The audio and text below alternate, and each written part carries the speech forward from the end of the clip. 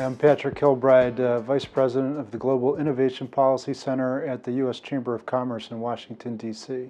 After 10 years, the Global Intellectual Property Center at the U.S. Chamber of Commerce has become the Global Innovation Policy Center. And the rationale behind this rebranding is that we want to be an outcomes-focused advocacy group, and recognizing that intellectual property drives innovative and creative economic activity.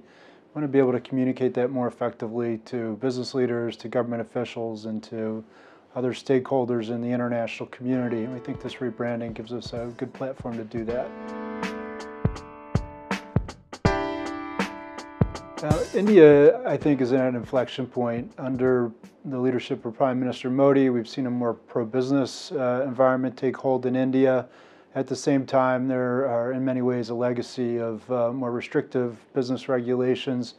And as President Modi emphasizes, for instance, moving up on the World Bank's Ease of Doing Business report, we've seen important progress. But as the administration turns its lens to innovation, there's more work to be done. The U.S. Chamber has focused its efforts on efforts in the intellectual property-driven innovation and creativity area. We are focused on three areas. One is broad eligibility for intellectual property rights, that is across inventions that can be patented, across creative works that can be copyrighted, and brands that can be trademarked. We'd like to see broad eligibility for such rights, ease of registration, and consistent enforcement of those rights once registered. In that kind of environment, both domestic entrepreneurs and foreign investors can enjoy a degree of legal certainty that allows them to make greater investments in India. Intellectual property at its core is a facilitator of business transactions. And business overall relies on a rule of law environment so that a buyer and a seller can both trust that they're having a fair exchange of value. In the innovation space, that becomes even more critical because the investments are so long-term, so high risk, and so capital intensive.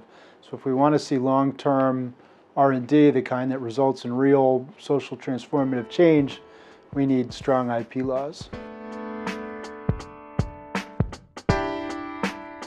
The National IPR policy was an important step. It was something that's been looked for a long time from both the domestic and international community. It laid down some important markers, and as we've seen those, especially over the past year, begin to come into play, it does represent an important step forward and a great opportunity for India to send a message to the world that it's ready for the next step. So this is our 6th edition of the International IP Index, and it's grown over 6 years from 11 countries and 25 indicators to this year 50 countries measured against 40 indicators. So it's a much bigger sample size and a more refined metric. And importantly, we've added a category on systemic efficiency that reflects some of the important steps that countries take to empower domestic entrepreneurs.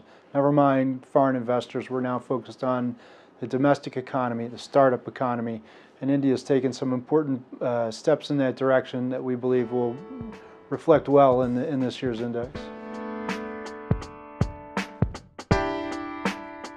GIPC works with the United States government and governments around the world to share the experiences of multinational businesses. Our members do business in virtually every country in the world, and they've seen the good and the bad and the ugly. And we want to share that experience with policymakers so that they have the benefit of that experience as well. So we work to set standards through free trade agreements, through international treaties at multilateral fora, and simply through talking to governments about what represents good policy that can be adopted on a unilateral basis.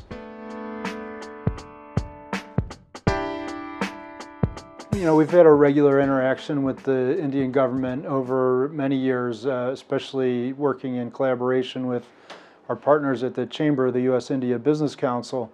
And we've found the government in general to be receptive. On some areas of intellectual property, there's been a defensiveness, I think, born of a legacy of policies that ran in the opposite direction from what we'd like to see. I think we're entering a new era now, and so we're really looking forward to working in a more collaborative basis going forward.